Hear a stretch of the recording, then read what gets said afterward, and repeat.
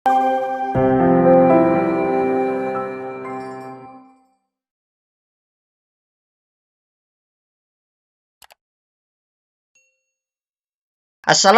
warahmatullahi wabarakatuh. Halo, jumpa lagi bersama saya Bahtiar Movie dalam channel Seribu Jalan. Baik teman-teman, pada video kali ini admin akan memberikan informasi yang berkaitan dengan nomor induk P3K, SPMT, dan juga gaji dan tunjangan yang nantinya akan diberikan kepada calon ASN P3K. Nah, jadi buat teman-teman simak terus video ini. Dan sebelum lanjut, seperti biasa admin ingatkan kembali buat teman-teman yang masih belum subscribe ke channel ini, teman-teman subscribe terlebih dahulu dan tekan tombol loncengnya agar nantinya teman-teman selalu mendapat informasi-informasi terupdate terkait pemberkasan ataupun usul penetapan nomor induk P3K ini. Baik teman-teman, kita langsung saja. Nah, jadi setelah pelamar ini melakukan pemberkasan usul penetapan nomor induk P3K, maka BKN nantinya akan menerbitkan nomor induk P3K tersebut yang terdiri dari 18 digit. Nah, jadi ini dia teman-teman, ketentuan nomor induk P3K. Yang mana untuk 8 digit pertama ini adalah tanggal lahir si pelamar ataupun tanggal lahir calon ASN P3K. Untuk 4 digit di awal ini adalah tahun kelahiran si pelamar. Kemudian 2 digit berikutnya adalah bulan kelahiran dan berikutnya adalah tanggal kelahiran. Nah, jadi seperti itu ya teman. Ini untuk 8 digit pertama. Kemudian 6 digit berikutnya ini adalah pengangkatan. Nah, jadi 4 digit pertama ini adalah tahun pengangkatan. Misalkan tahun 2021. Nah, jadi pengangkatan ini kan tahun 2021. Jadi nantinya peserta akan tertulis di sini 2021 karena tahun pengangkatan. Kemudian 2 digit berikutnya adalah frekuensi P3K. Frekuensi P3K diawali dengan angka 21. Nah, jadi nantinya ini diisi oleh frekuensi P3K ya teman, diawali dengan angka 21. Dan untuk PNS ini adalah bulan ya teman, bulan pengangkatan ini berbeda dengan P3K. Untuk P3K ini frekuensi P3K dan untuk PNS ini adalah bulan pengangkatan. Jadi seperti itu.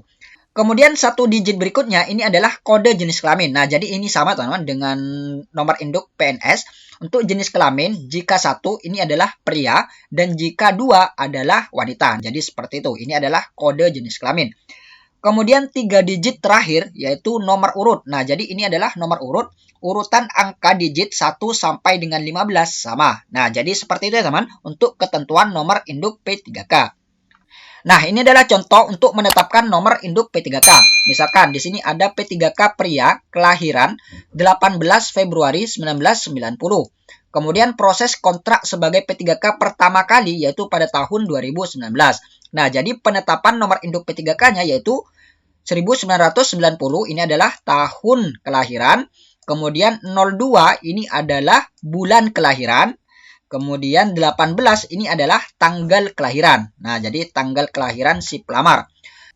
Kemudian 6 digit berikutnya ini adalah pengangkatan. Nah, jadi 2019 ini adalah diangkat pertama kali. Yaitu diangkat pertama kali sebagai P3K yaitu tahun 2019.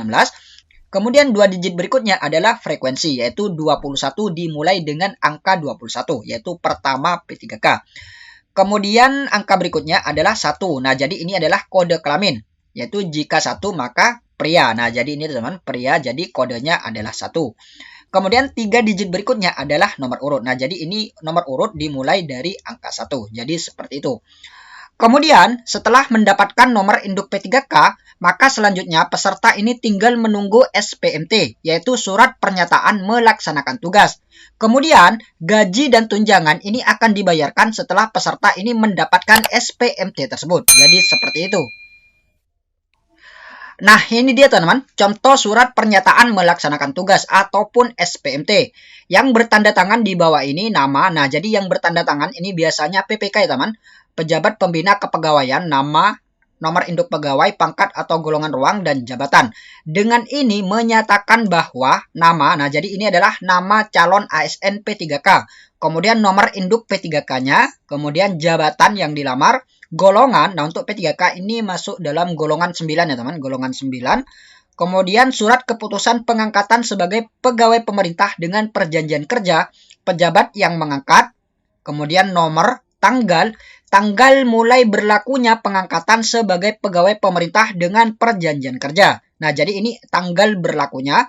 Kemudian telah secara nyata melaksanakan tugas sejak tanggal. Nah, jadi nantinya akan diketahui ya teman. Ini sejak tanggal berapa melaksanakan tugas. Kemudian demikian pernyataan ini dibuat dengan sesungguhnya untuk dapat digunakan sebagaimana mestinya. Nah, jadi seperti itu contoh SPMT, surat pernyataan melaksanakan tugas. Kemudian, untuk gaji dan tunjangan P3K ini diatur dalam Peraturan Presiden Nomor 98 Tahun 2020. Nah, jadi ini dia teman, payung hukum yang mengatur tentang gaji dan tunjangan pegawai pemerintah dengan perjanjian kerja. Kita langsung ke poin pentingnya saja.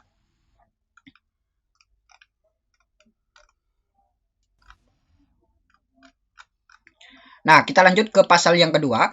P3K diangkat dalam jabatan tertentu untuk melaksanakan tugas jabatan sesuai dengan ketentuan peraturan perundang-undangan. PPK yang diangkat untuk melaksanakan tugas jabatan sebagaimana dimaksud pada ayat 1 diberikan gaji yang besarannya didasarkan golongan dan masa kerja golongan sebagaimana tersebut dalam lampiran yang merupakan bagian tidak terpisahkan dari peraturan presiden ini. Besaran gaji P3K sebagaimana dimaksud pada ayat 2 merupakan besaran gaji sebelum dikenakan pemotongan pajak penghasilan sesuai dengan ketentuan peraturan perundang-undangan di bidang pajak penghasilan. Kemudian pasal yang keempat, P3K yang diangkat untuk melaksanakan tugas jabatan sebagaimana dimaksud pada pasal 2 ayat 1 diberikan tunjangan sesuai dengan tunjangan pegawai negeri sipil pada instansi pemerintah tempat P3K bekerja. Nah, jadi untuk tunjangan sama teman, sama dengan PNS.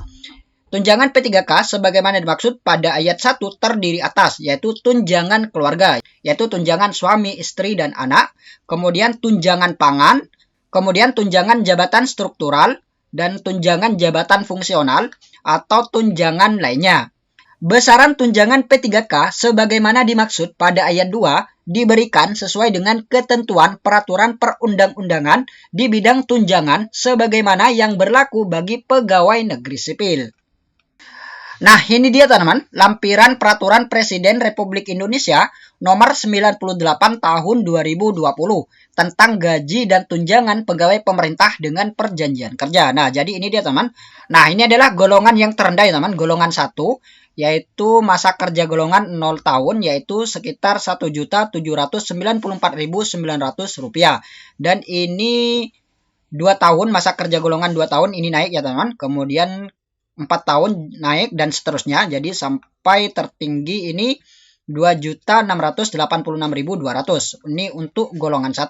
Dan untuk P3K, P3K guru yang berijazah S1, maka ini masuk ke golongan 9. Nah, jadi ini dia teman, masuk dalam golongan 9 untuk yang P3K guru, yaitu masa kerja golongan, yaitu gaji pertama masa kerja golongan 0 tahun, yaitu sekitar 2.966.500. Nah, jadi ini gaji pokok ya teman.